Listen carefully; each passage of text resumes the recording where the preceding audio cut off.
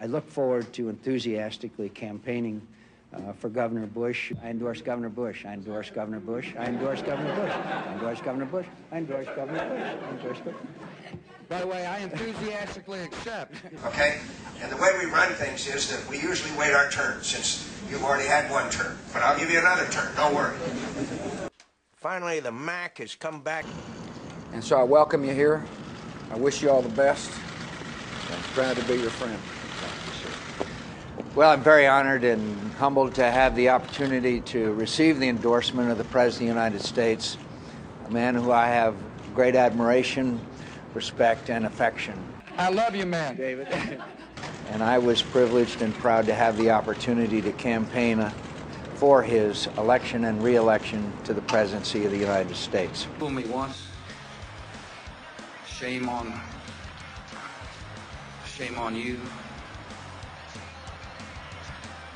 If fool me, we can't get fooled again. Rarely is the question asked, is our children learning? And find out that the literacy level of our children are appalling. Why don't you volunteer? Why don't you help mentor a child how to read? It's a history major. C student. They didn't mention that I stood fifth from the bottom of my class at the Naval Academy. If my old company officer were here today, he would tell you that in America anything is possible. I appreciate his endorsement. I appreciate his service to our country. Poor people aren't necessarily killers. Just because you happen to be not rich doesn't mean you're willing to kill. It's your money. You paid for it. Our enemies are innovative and resourceful, and so are we. They never stop thinking about new ways to harm our country and our people, and neither do we. It'll take time to restore chaos. I'll support you on that. It's the least I can do. Not one doubt in my mind that we will fail.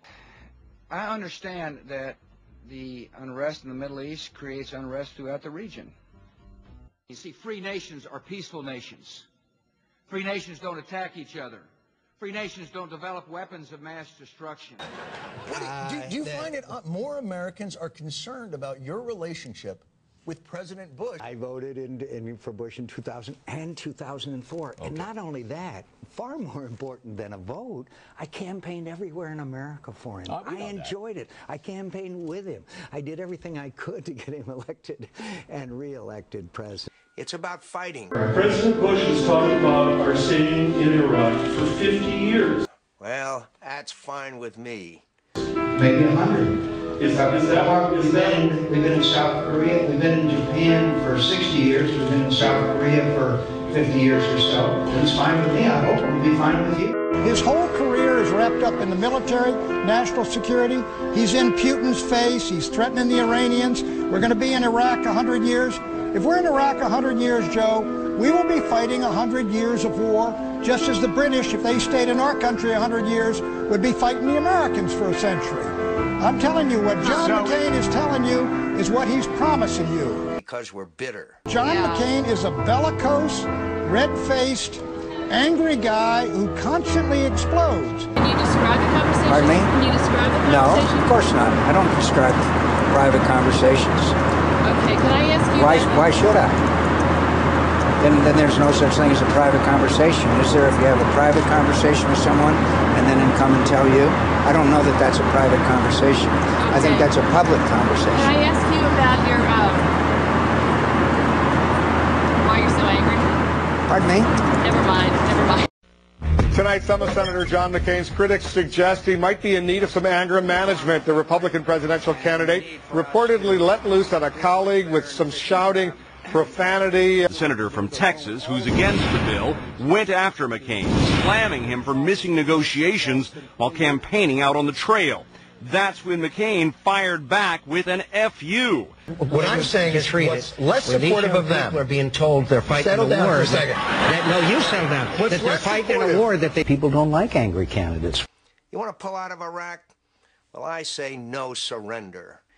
And that's the bottom line, because John McCain said so. Senator McCain's credibility now on Iraq, which has been so solid to this point, is now being left out hanging to dry to suggest that there's any neighbourhood in this city where an American can walk freely is beyond ludicrous. I'd love Senator McCain to tell me where that neighbourhood is, and he and I can go for a stroll.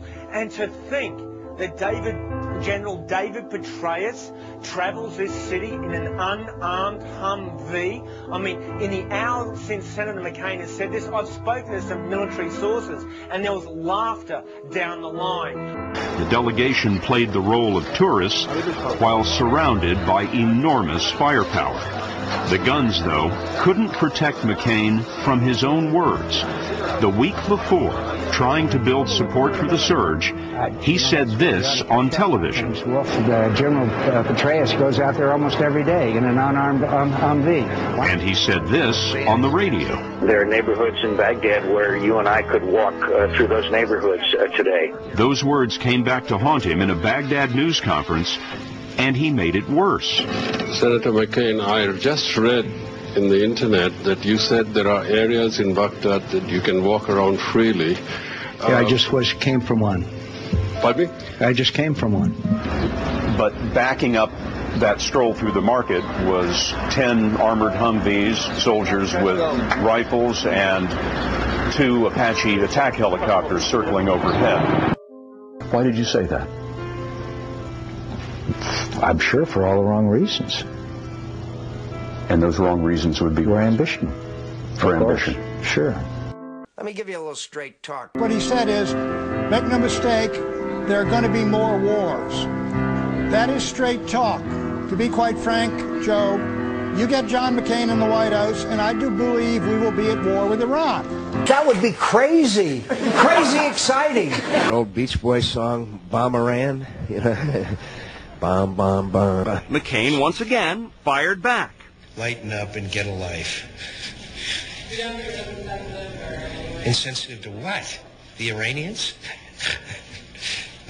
My response is lighten up and get a life. At what point do you stop doing what you think is right and you start doing what the majority of the American people want? Well, again, I disagree with what the majority of the American people want. And what you gonna do when John McCain and all his McCainiacs run wild on you? It'll be game over. So can you smell what the Mac is cooking?